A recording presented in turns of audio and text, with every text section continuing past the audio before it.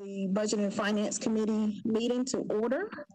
Director Cooper, can you take the roll? All committee members, if you could raise your hand.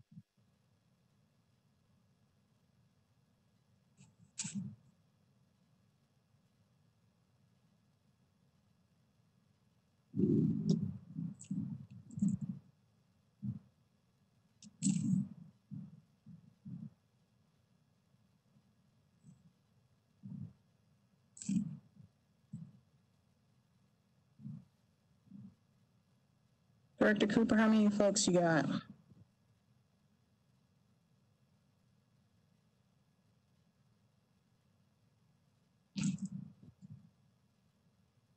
Second, I'm counting one. But we have 10 present.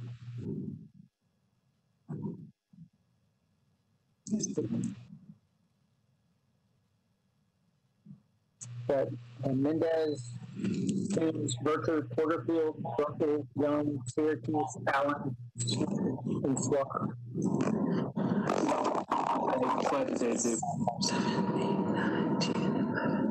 Okay, I have 11, including myself. Yeah, I mean, that's kind of you. Chair, sorry. Mr. Cooper, did you get Glover? I'm sorry, the audio's breaking up on my computer. Okay. All right, thank you. All right, so that's a quorum. We're going to go ahead and get started. I'm going to read the executive order motion, and I'll need someone to move it and second it. Pursuant to Governor Lee's executive order number 16 regarding electronic meetings as extended by executive orders number 34, 51, and 60, I make a motion that this committee meeting agenda constitutes essential business of the Metropolitan Council, and that meeting electronically is necessary to protect the health, safety, and welfare of Tennesseans in light of the COVID-19 outbreak. So moved. Can I get a second? Any discussion? All those in favor, say aye. Aye. Aye. Aye. Opposed? Any opposed? No. Motion carries. All right, we are going to jump into the agenda. There are some items that are marked to be on the consent agenda.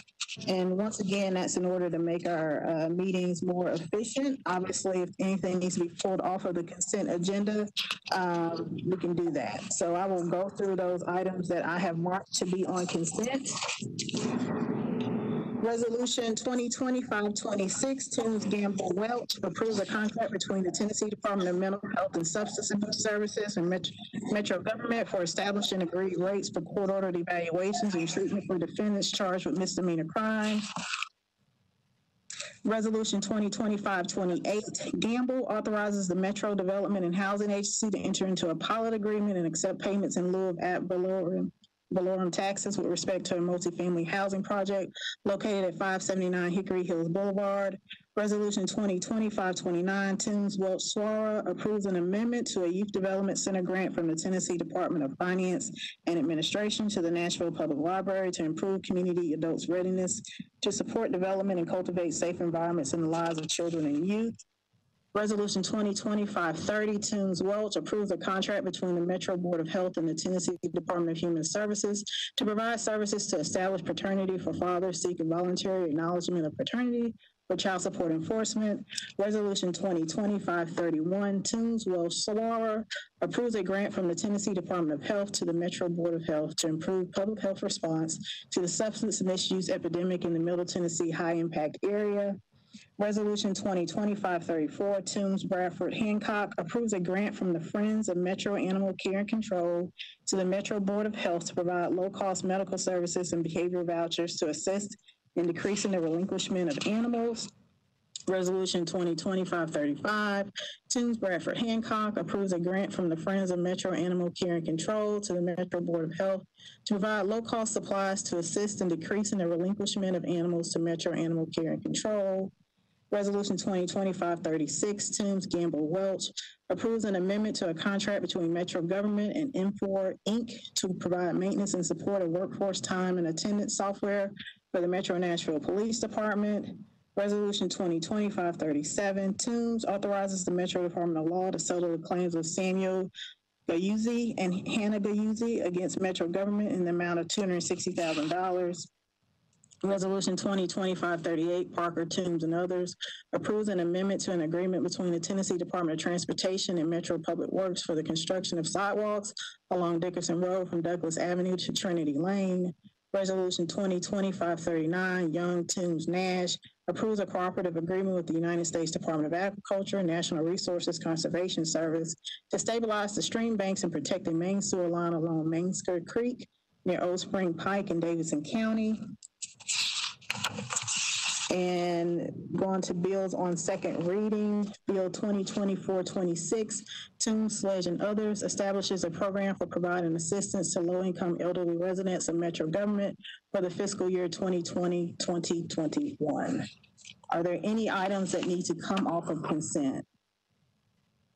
Are these raised hands? Councilman Sledge? Hand went down, okay. Councilman, hand went down. Councilman Young? Hand went down, okay. Councilwoman Vercher?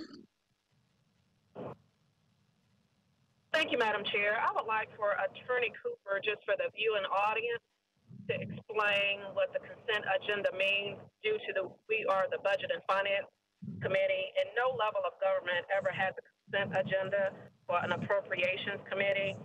It's okay for the committee to decide to take agenda items all at once as we go throughout the agenda, but for a predetermined consent agenda, that's usually not a typical practice for budget and finance and for appropriation committees. Just so for the public, and so that I'm on the record for expressing such, I would like for Attorney Cooper to explain the process to the public, and also how these agenda items are determined to be consent agenda items. Due to that, it's a new process. Thank you, Madam Chair. I'll take the second question first. The chair makes the determination what to propose for the consent agenda. It is up to the committee what is left on the consent agenda.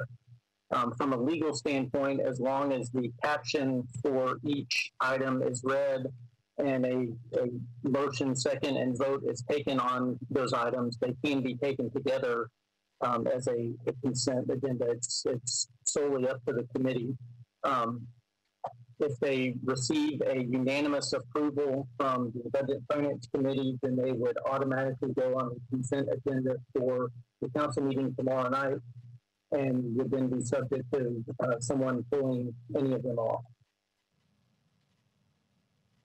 Thank you so much, Attorney Cooper. I just think it needs to be clear to the public, particularly due to the narrative as it relates to lack of fiscal stewardship of the body and of the committee. I think it's pertinent that the community understands, the general public understands the process, and that we're just not rubber stamping appropriations for various projects and resolutions and so forth. Thank you, Attorney Cooper.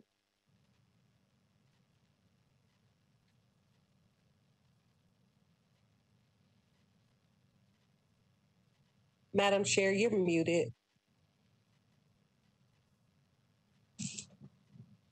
Thank you, Madam Vice Chair. I appreciate that. Director Cooper, for the record, during the course of our committee meeting, any committee member can pull any item off of the consent agenda, correct? Yes, ma'am, that's correct. So is there anything else? Councilman Mendez? Did you have resolution 528 on the consent? 28. Yes, I did. Do you want that to come off? Yes, please. Thank you.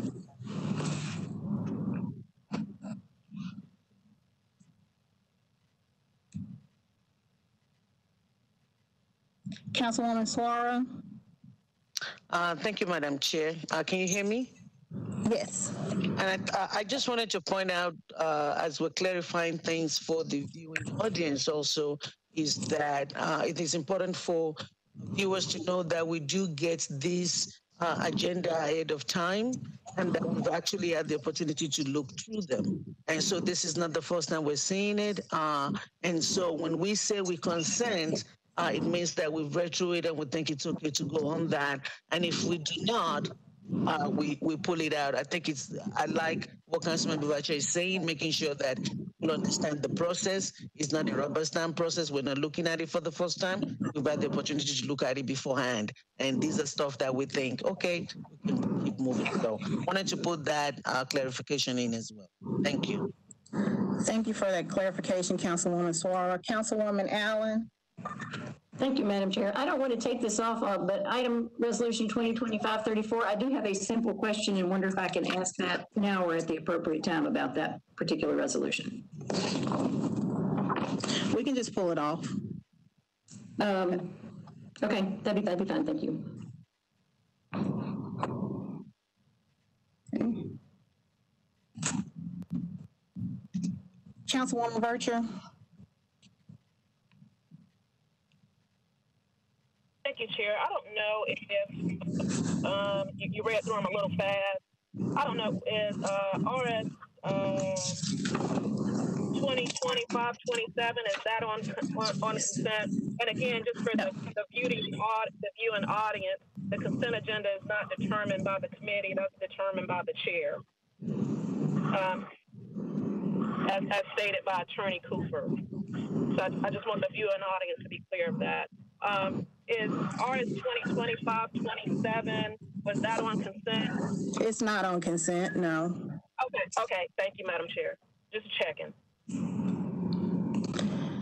Councilman Mendez, did you have another item you want to pull off the consent agenda?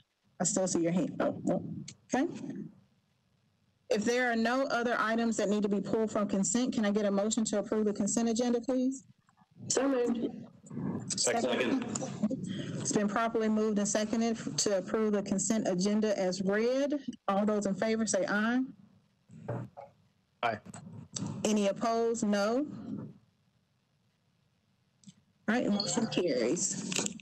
So we are back on the regular agenda. Resolution 2020-450, Druffel, Mendez, and others approves an intergovernmental agreement between the Tennessee Department of Transportation and the Metro Public Works for the reimbursement of railroad crossing safety improvements at Post Road. Councilmember Druffel, you want to move your resolution? Yeah, thanks, Chair. There's an amendment. The amendment really just details some improvements in costs as we've been able to move this over the last 6 weeks. It's a very complicated intersection with a blind approach. I'd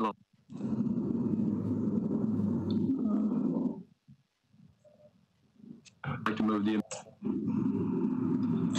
Director Cooper, do we need to move the resolution itself first and then move the amendment? Since this is committee, we can just go ahead and take an amendment motion. Okay. Is there a second on the amendment motion? Second. Okay, it's been properly moved and seconded. Any discussion on the amendment? Seeing none, all in favor say aye. Aye. Any opposed? Aye. No. Any opposed? No.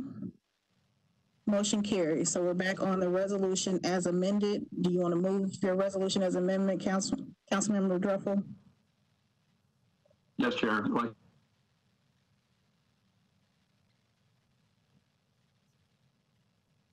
move the.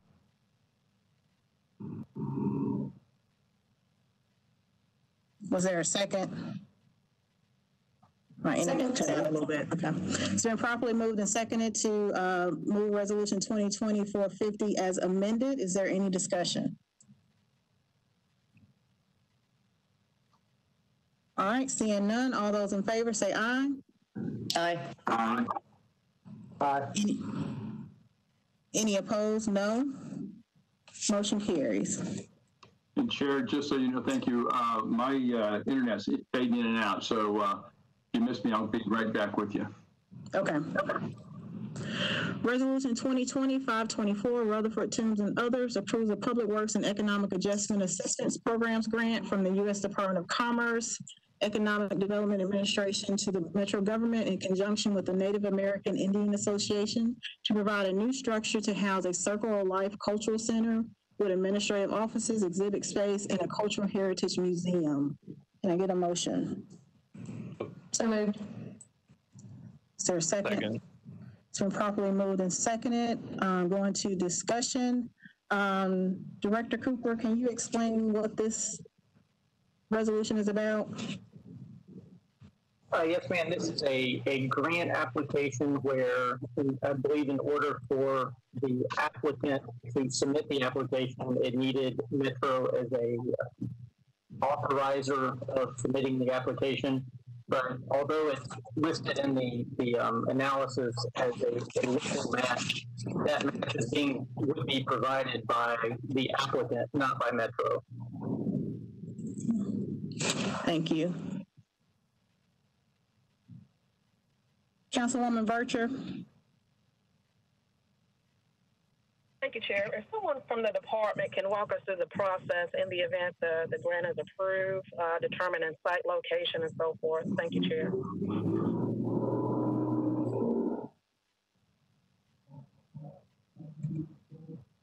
Director Cooper, is there someone on the call that can answer that question?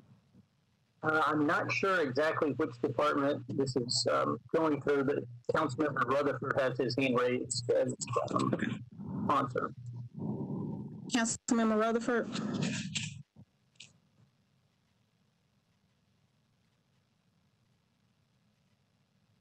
Councilmember Rutherford. He's muted, Chair. Can you hear me now? Yes, I can hear you. Okay, sorry about that.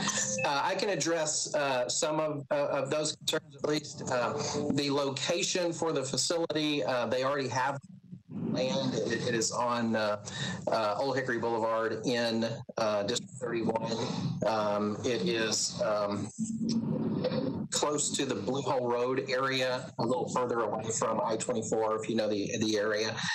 And it is a partnership with the Human Relations Commission. That's the Metro partner, if you will. And I should reiterate, and this is the important part, is that this doesn't have Metro on the hook at all financially. It is for the purposes of the organization to make the grant application. And once that is done, then the organization itself will lead the way on everything, and it is not anything that has Metro financially obligated. So that's the important part to know. It's just the grant application requires that they be partnered with the local government, and so that's what this resolution essentially accomplishes.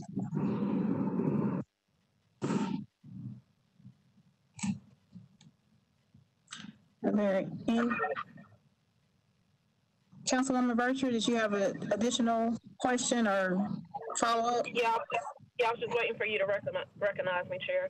Thank you so much, Chair. So I just want to make sure that any event is approved, the city is not on the hook for any type of capital-related cost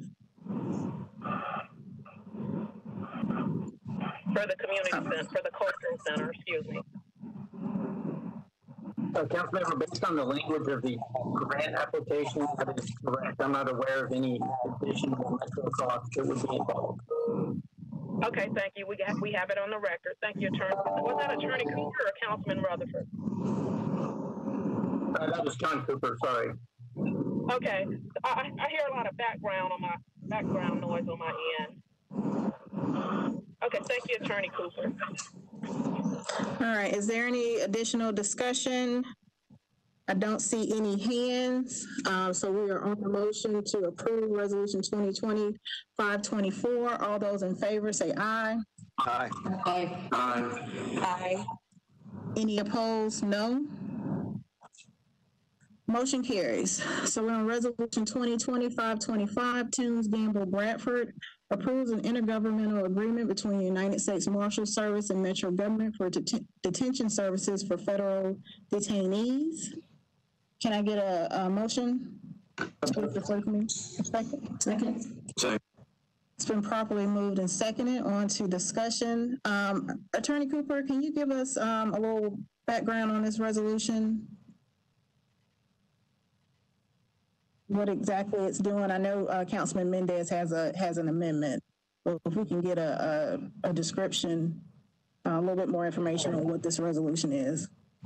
So this is an update of an arrangement that Metro has had through the Sheriff's Office with the U.S. Marshals for many years, at least going back into 1996, where Metro will house federal detainees at the request of the federal government and receive a per diem rate for housing them. Under this new agreement, it specifies a per diem rate of $95 per inmate, would be that's a daily rate, and that would be subject to increase after 2 years based upon the actual cost to Metro. I would note that unlike the prior agreement, this agreement would not apply to any ICE holds or immigration detainees. This is just for those who are awaiting trial for a federal crime, or they are have been convicted and are waiting to be transported to a federal prison.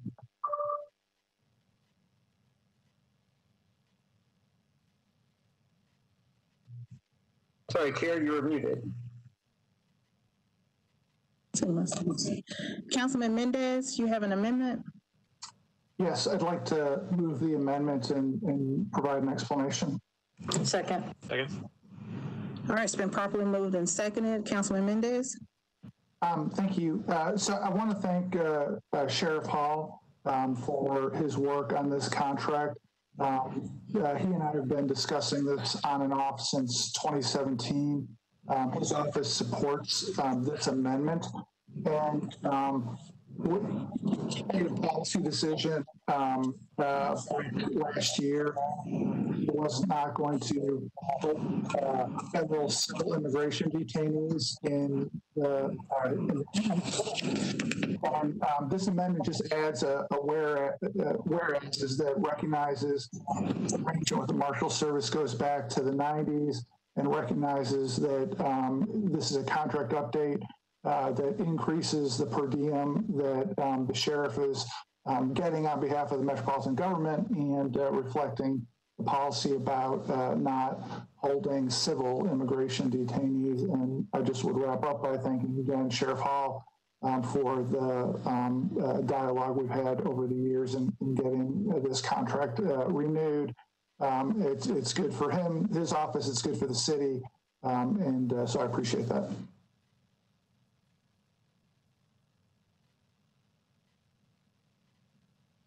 Councilwoman Vercher.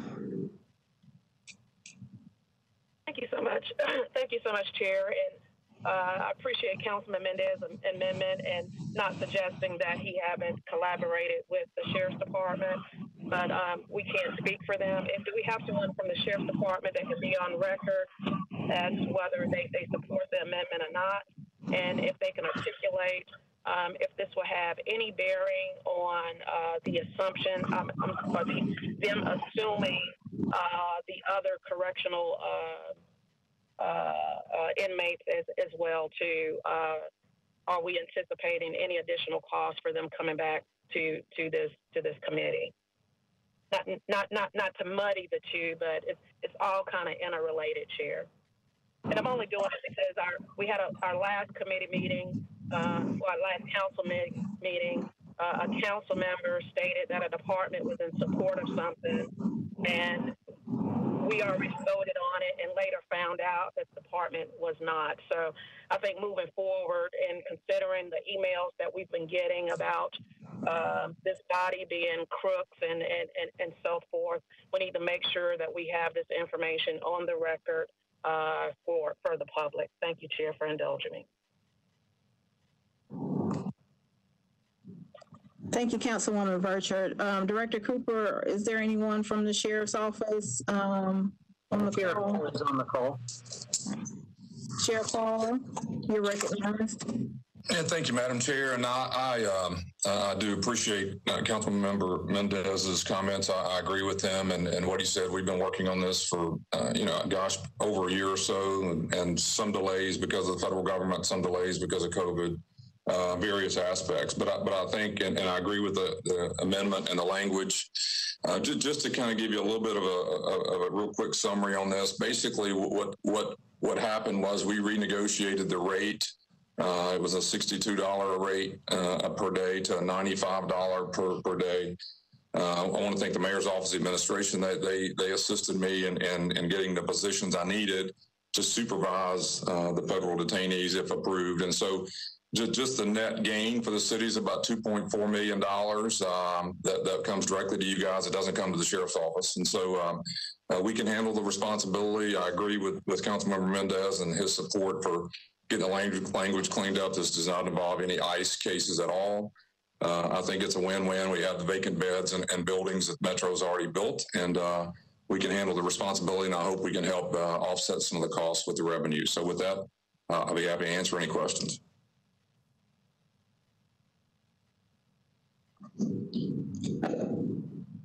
I do not see any additional hands. So we are on the amendment that's been properly moved and seconded. All those in favor say aye. Aye. Aye. Aye. Any opposed? No. Motion carries. So now we're on resolution 2025-25 as amended. Move. Is there a second? Second. Been properly moved and seconded. Is there any discussion?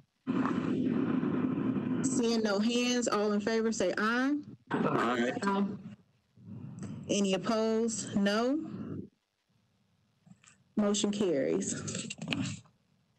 Moving to resolution 2020-527 by Hall, appropriates $1,500,000 from the COVID-19 Pandemic Fund to Jefferson Street United Merchants Partnership and Streetworks for community outreach, testing, and care. Director Cooper, there's a note on the agenda that this must be deferred per Rule 14. Can you explain that, please? Yes, ma'am. Rule 14 gives the finance director 20 days to certify availability of funds or to send a letter stating why he is unable to certify availability of funds. We have not received a letter, and the resolution has not been signed at this point. And since it's less than 20 days, we need to be deferred one meeting to allow that time period to run. Does that require a motion, or is that automatic?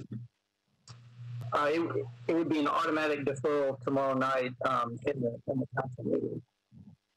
Okay, so does the committee need to do a motion to defer, or we just move on? That's really your call. I mean, it will be deferred tomorrow, and we would come back to committee no matter what. So if you want to get a motion to defer, that's fine. Okay. Second. It's been properly moved and seconded to defer for one meeting. Is there any discussion on the deferral? Councilwoman Hurt?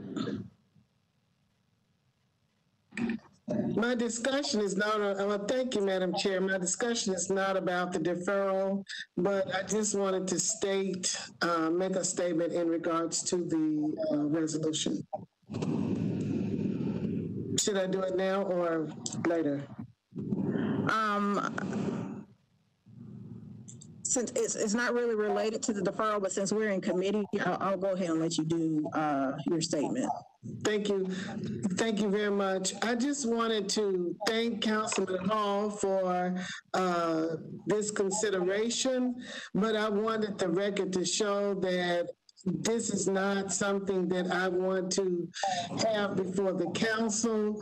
I would not put the council in any type of position for them to make a decision about something that could be perceived as self-serving for any of its members. I think it's a very kind gesture, and of course these two organizations are very much ingrained in the community and has worked almost 25 years and very deserving of support, but I would not put this council in any position to make some type of decision that will compromise them or any of its members. Thank you, Councilwoman Hurd. Councilwoman Vercher. Move for indefinite deferral. All right, so Director Cooper, how does that work? There's a motion for an indefinite referral. That would be the recommendation from the committee. Tomorrow it would be deferred by rule without any action or discussion. So it would go down as a recommendation of indefinite deferral. If it is over the objection of the sponsor, then we would get into the Rule 8 issue. I've not heard from the sponsor regarding this specific issue. Is there a second on the motion for indefinite referral? Second. All right, it's been properly moved and seconded to indefinitely defer. Any discussions? Seeing none, all those in favor say aye. Aye. Aye. Any opposed? No. Motion carries. Moving on to Resolution 2025-28, Gamble authorizes the Metro Department and Housing Agency to enter into a pilot agreement and accept payments in lieu of ad valorem taxes with respect to a multifamily housing project located at 579 Hickory Hills Boulevard. Can I get a motion to get it before the committee? So moved. Second. Been properly moved and seconded.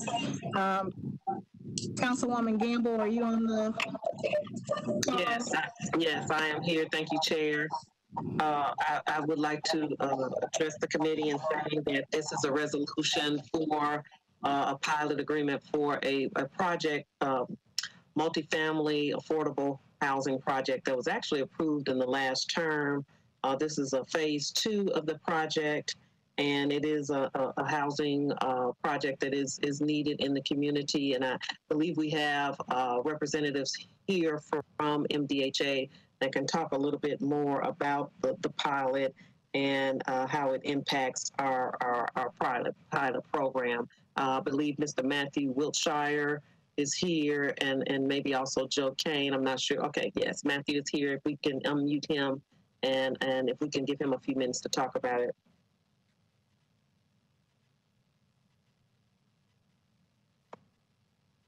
I think I'm unmuted, but I really will defer to Joe on this, but just as a quick introduction for this committee, and I think most of the members are familiar with this program. This is a pilot program, a property tax abatement.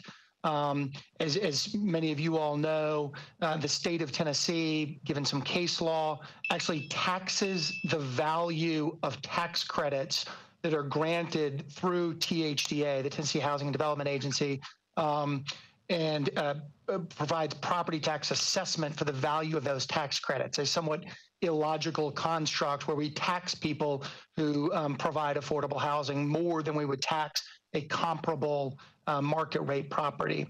And so in order to help both encourage the development of affordable housing in Nashville and Davidson County, and specifically to address this quirk of what I'll call a quirk of how the law is managed in Nashville. We've adopted this pilot program. There is an annual limit of about $2.5 million a year for the total value of new abatements that have been done. We've never come close to hitting that cap, but given the hard work of Joe and his team and the successful development of a lot of affordable housing in Nashville right now, we're actually getting close to that if this pilot is approved. Luckily, it's done on a calendar year basis, and we're almost to the end of the year.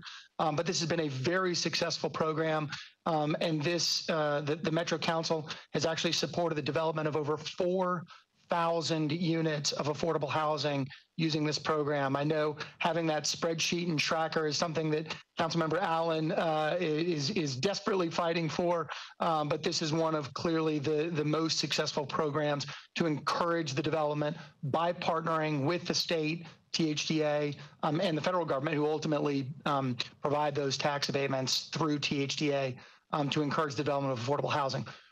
That's the headline that I'm going to provide. Joe, I don't know if there's any additional specifics. Councilmember Gamble sort of covered some of the specifics of this particular project. I mean, it's in her district. She's done a great job of working with the developer to work through some of the specifics of it. And I think there is, our assessment is that there is broad community support for this project, and good that there's going to be new affordable housing product available in the community. So that's the comment that I'll provide. And unless the council has questions, Joe, if you want to add any other additional details to how your process works or this particular project. Briefly, yes, I would like to say that last year this piece of property paid $3,600 in property tax. We are estimating an annual abatement next year for year one of $60,740. They will be paying $44,674 for the first year pilot. So the taxes on this property will increase from $3,600 to $44,000 on year one. They also, property taxes increase at an annual rate of 3% per year for 10 years, at which time the pilot will expire. If there are any other specifics, I'd be glad to answer those questions for any committee member.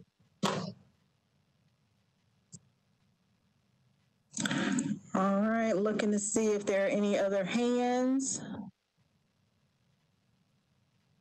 Councilwoman Vercher. Thank you, Chair. If we could have Joe just refresh my memory. After the 10 years, what happened? After 10 years, the pilot will expire. MDHA, under the pilot, actually takes ownership of the piece of property, and it therefore becomes tax exempt because it's MDHA owned. After 10 years, the property reverts back to the individual property owner, and it'll be appraised at the full amount at that point in time and full taxes. The affordability period, however, does continue on. It'll continue on for an additional 10 years after that. Okay, thank you. All right, any additional discussion? I don't see any hands. So we are on resolution 2020-528 by Gamble. It's already been properly moved and seconded. All those in favor say aye. Aye. Aye. Any opposed? No. Motion carries. Moving to resolution 2020-534, Timms Bradford Hancock approves a grant from the Friends of Metro Animal Care and Control to the Metro Board of Health to provide low-cost medical services and behavioral vouchers to assist in decreasing the relinquishment of animals. Can I get a motion? So moved. Second. It's been properly moved and seconded. Discussion. Councilwoman Allen.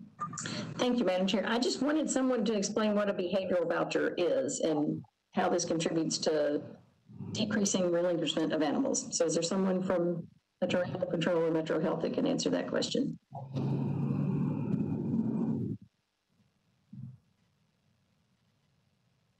Director Cooper, do we have anyone on the call that can answer that question?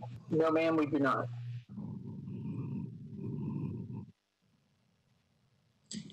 Can we get an answer before tomorrow to Councilmember Allen? Chair, can you hear me? This is Mike Jameson. Yes, Mr. Jameson, you're recognized.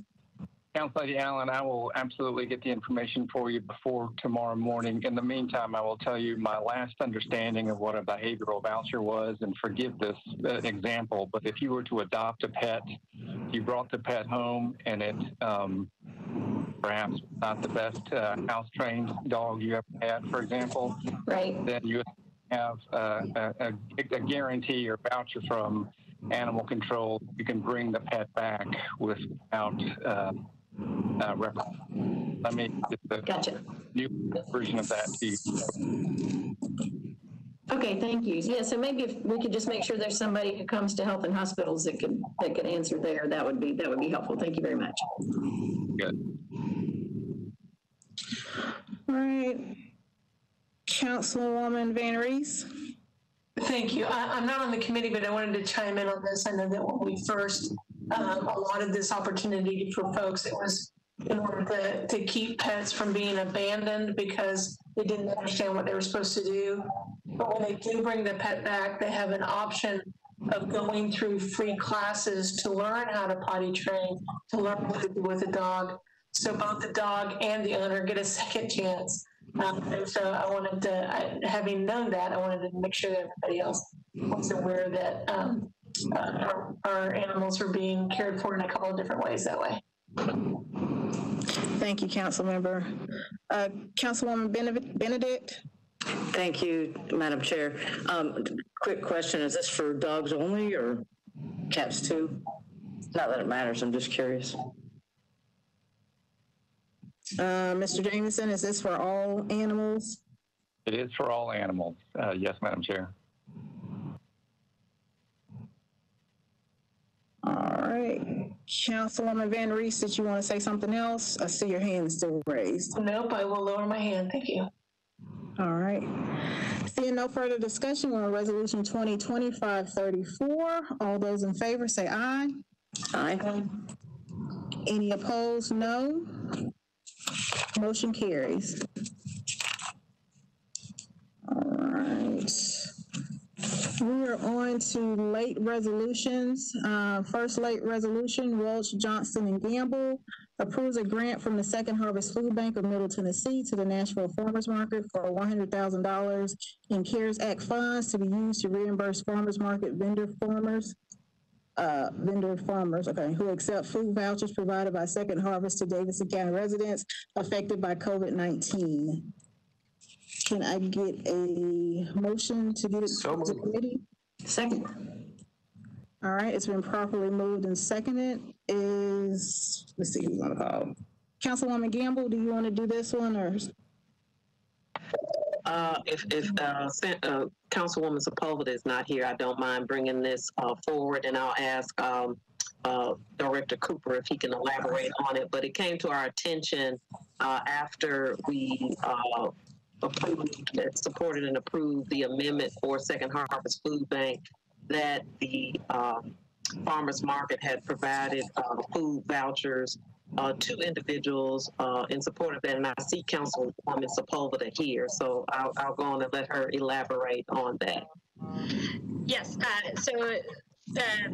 Councilwoman Gamble got most of it, and it's just to reimburse the farmers market vendors and farmers in vouchers for providing food for their second harvest, and it's taking $100,000 from the $2.5 million that was already allocated to second harvest.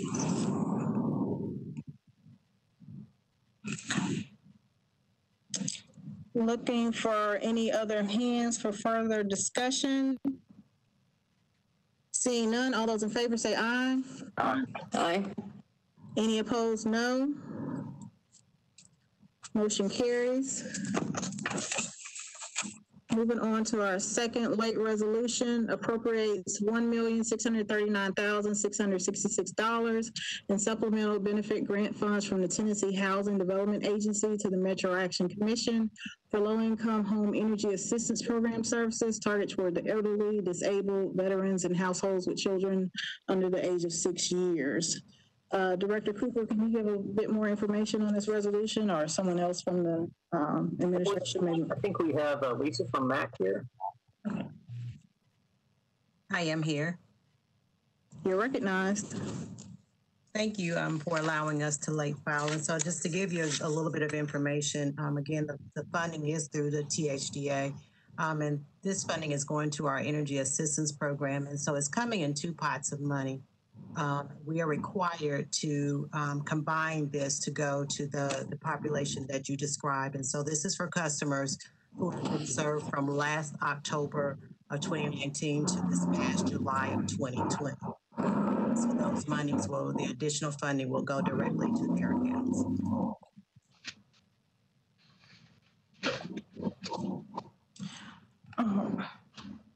Councilman Glover. Thank you, Chair. This is not related to this, but I do want to say, since Metro Action is on the meeting here, that I just thank them for all the work they've done with the tornado and everything else that they've done. A lot of folks don't really understand everything they do, but I really appreciate them, and I just wanted to say thank you, and thank you for indulging me, Chair. Thank you, Councilman Glover. Thank you very much. Okay, I don't see any other hands, so we are on a motion to approve the late resolution. All those in favor say aye. Aye. Aye. Any opposed, no. Motion carries, and we are on our final late resolution. Twos appropriates $1,459,928 in grant funds from the Tennessee Housing Development Agency to the Metro Action Commission for low-income home energy assistance program services targeted toward the elderly, disabled, veterans, and households with children under the age of 6 years. Can I get a motion? So moved. Is there a second? Second. It's been properly moved and seconded. Lisa, do you want to also speak to this one? Same as before. So we're merely they're requiring us to combine these two fundings together to do that supplemental that I mentioned earlier. Checking to see if there are any hands raised for further discussion. Seeing none, all those in favor say aye. Aye. Any opposed, no. Motion carries. Moving on to bills on second reading. Bill 2020-423, Suara Henderson, amends the Metro Code regarding suspension or debarment. Can I get a motion? So moved. Second. Been properly moved and seconded. Any discussion, Councilwoman Suara? Can you explain what this bill does? Thank you, Madam Chair. This bill will be one in a series of bills that will be looking into the procurement code. I'm not the only council person working on the procurement codes, but this is one of a couple that I have. And in looking at the code, this particular one looks at the code allows for the procurement manager to be able to determine that anyone doing business with Metro and is not performing according to the terms of the contract or the regulations can actually decide that they will be on debarment or suspension. But throughout the code, there's no way to find out if we ever have anyone on this list. What this bill is doing basically is saying that let's have a place to have this list online so that we know who the bad actors are. If somebody has been suspended, they will be on the list. Now, there is a process to be on the list, and so it will still go through the regular process, and it also looks into removal of people from the list. But basically, that allows department to be able to know if someone they're trying to get in contact with has a bad record or has ever been suspended based on our own procurement standard. And so this bill creates that debarment and suspension list that will be publicly available. And I ask for. Thank you, Council Member. Councilman Glover. Yes, Chair. I have a question for Mr. Cooper, if I could, please. Mr. Cooper, I think in the analysis it said there'd be a possible debarment or whatever for up to 3 years under our code. Did I remember that correctly? Yes, sir. That's the outer limit set forth in the code for debarment. Suspension is okay. And debarment is 3 years. So that's not changing anything as far as the actual code. All it's doing is merely just literally just saying we're going to put them on the list for folks to see. That's correct. Yes, sir. Okay. Thank you, Chair. Thank you, Council Member. I'm looking through the list to see if there are any other hands for additional discussion. Seeing none, we're on Bill 2020-423, which has been properly moved and seconded. All those in favor say aye. Aye. Aye. Aye. Any opposed? No. Motion carries. And that completes our agenda. As we said as I told you in the email earlier, Director Crumbo would like to address the committee in regard to the referendum that's out there that we're all hearing about in the news. Is Director Crumbo on the call? It's supposed to be.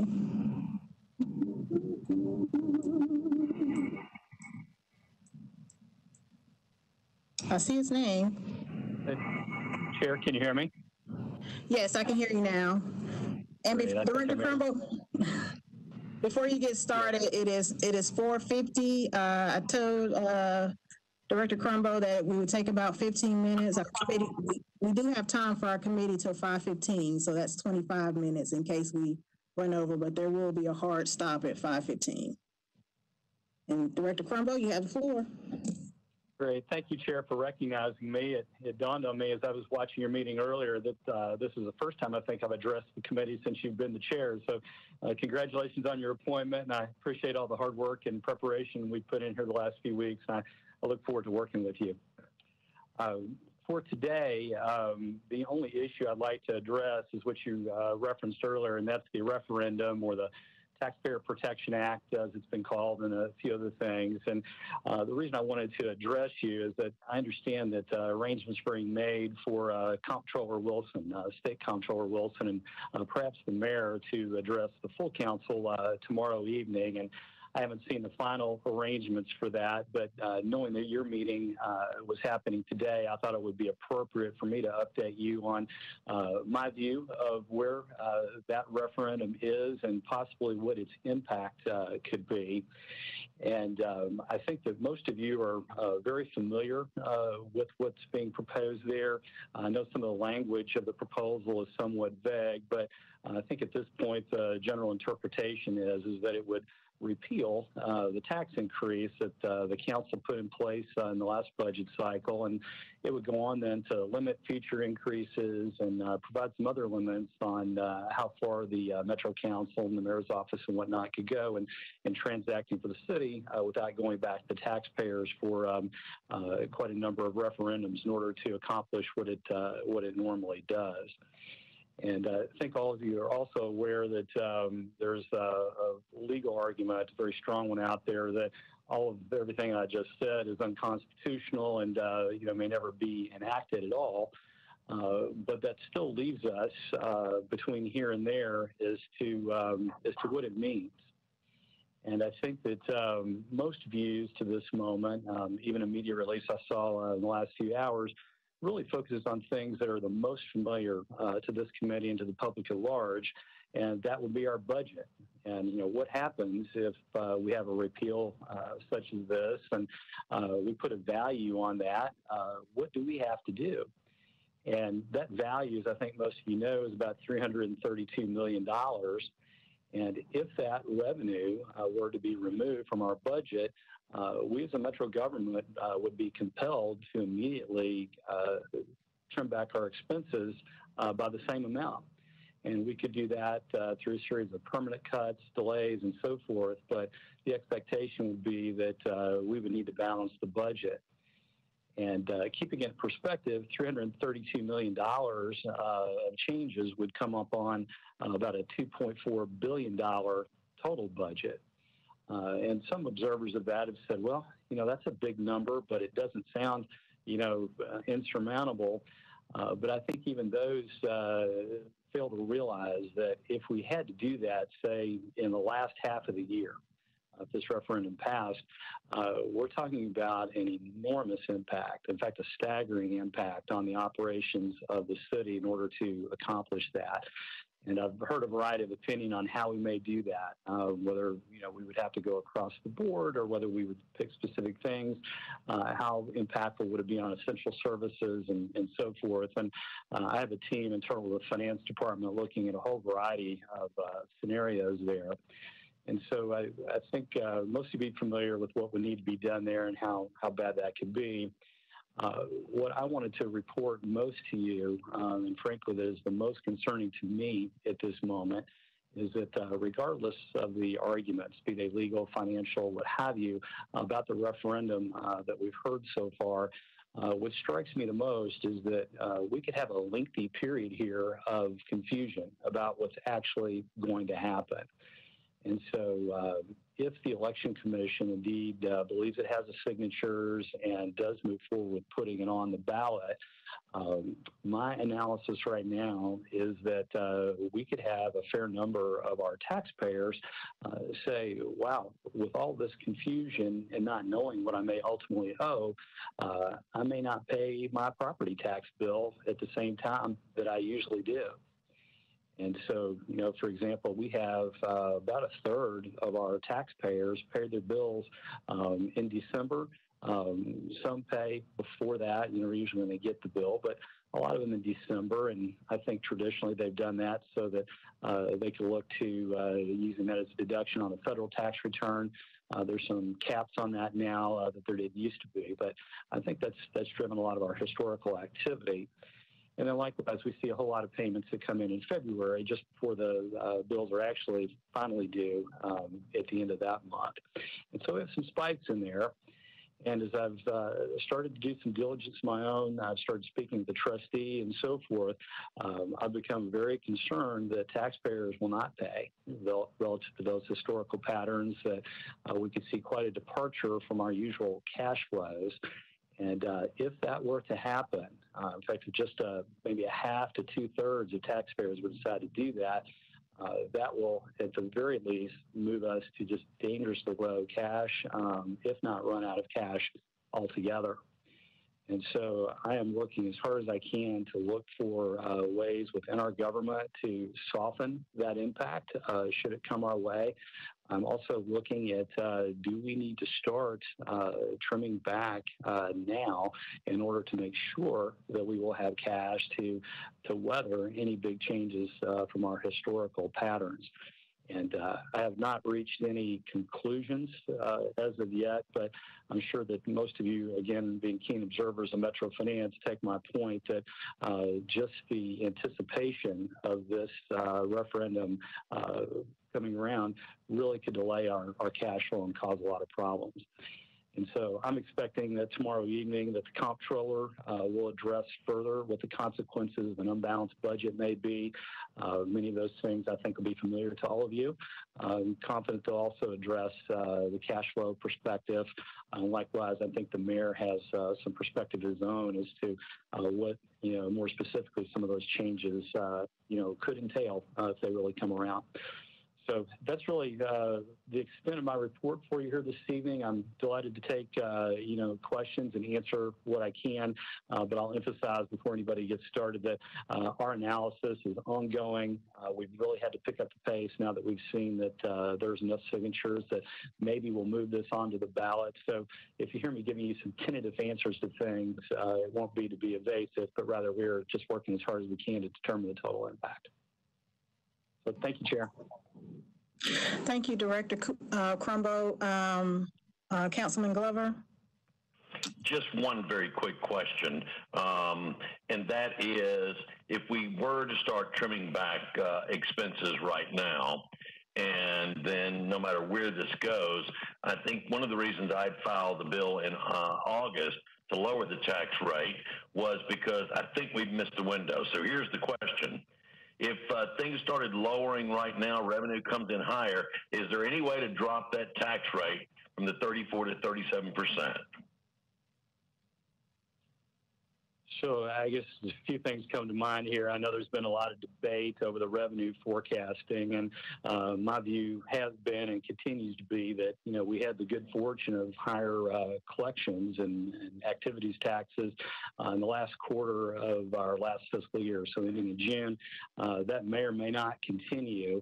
I don't believe that adjusting our revenue forecast for activities taxes at this point makes a lot of sense. If there's fund balance there and the council like to take steps to appropriate that and spend the money differently, then perhaps we could look at that. But I don't envision changing that portion of the forecast at this moment. The overall forecast for the budget year, I'm hopeful that remains at the same total but it is for the whole year. My concern here is the actual receipts of the dollars relative to property owners that would decide to delay their payments from sooner to later, and what type of cash gap does that leave us in the meantime? And so that's the work we're doing right now. And again, I haven't reached any conclusions yet, but it's an enormous number to pay early, if you will, in December. If they shifted just to late January, February, that's very problematic for us. All right. So then what you're saying is there's no way to lower that 34 to 37% tax down at this point. Is that what I'm hearing? Yeah, so I don't have any intention to do that at this moment. All right. All right, thank you. Thank you, Councilman Glover. Councilman Young. Thank you, Chair, but out of respect, I see that the trustee's hand is up, and I have a question or two, but I'd like to defer to her out of respect, if I could. Thank you, Councilman Young. Trustee Gilmore, which I believe this is your first time attending a budget and finance meeting as the new trustee, I believe.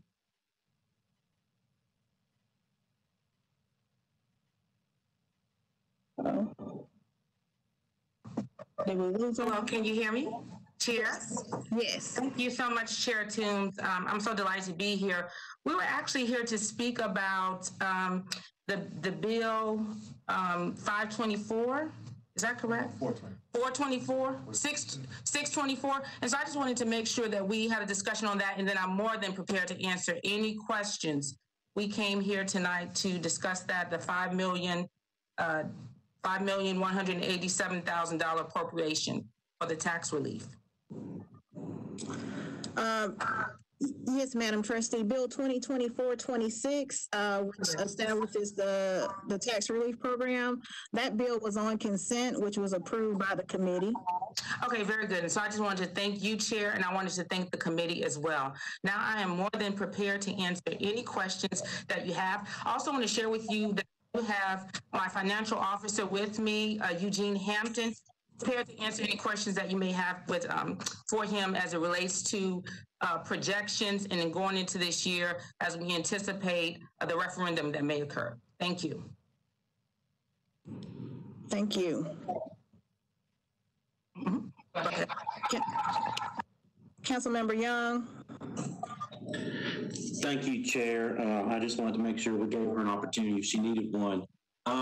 My question for Mr. Crumbo is, since the Metro budget also funds a school system, and since the state of Tennessee requires maintenance of effort, this referendum, if passed, would almost have a double negative impact on the Metro general budget. I mean, would it not, since we would then have to be making up more funds to the school system? Am I making sense? Am I going down the right line of thinking, Mr. Crumbo? Yeah, so the maintenance of effort topic is a big one and really a challenging one, and I'll do the best I can here to answer that. Maintenance of effort primarily pertains to budget computations, and just at a very general level, what it means is that year over year, communities like ours need to maintain our financial support of schools at or above the previous year. So in this year, we were generally at that. I know there's some provisions later for teacher pay and whatnot, but we were generally maintaining that. And that's a budget-to-budget calculation. What we're really talking about here is the cash receipts that go along with that. And to your point, I think is really would schools suffer as a result of repeal or delay in payments? And indeed they would. As you probably know, we have a fair portion of our property taxes that are very specifically dedicated to our schools. And Dr. Battle and I talked a little bit about that this morning, and we have some work to do to determine just how impacted they would be under certain scenarios if things really slow down for them. In the end, a reduction, a repeal in that tax, I think in our next budget deliberations would create an issue for us as we consider our year-over-year commitment to the schools. But quite frankly, I haven't gotten that far yet just because I've become so alarmed over our cash position.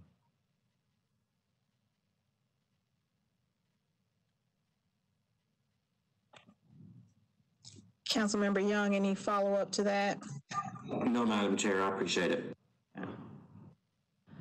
I am looking through the list and I do not see any additional hands. So I think that will conclude our conversation with Director Crumbo. Thank you, Director Crumbo, for getting on the call and addressing the committee about this very important issue. Director Cooper, have I forgotten anything? No, ma'am.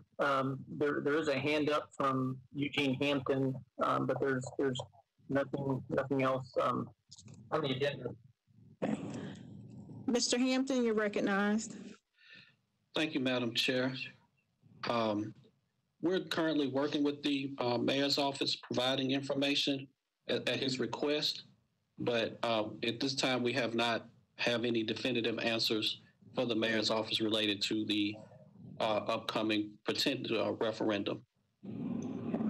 That's all, Madam Chair. Okay, thank you, Mr. Hampton. Well, with there being nothing else on the agenda, the Budget and Finance Committee meeting is adjourned.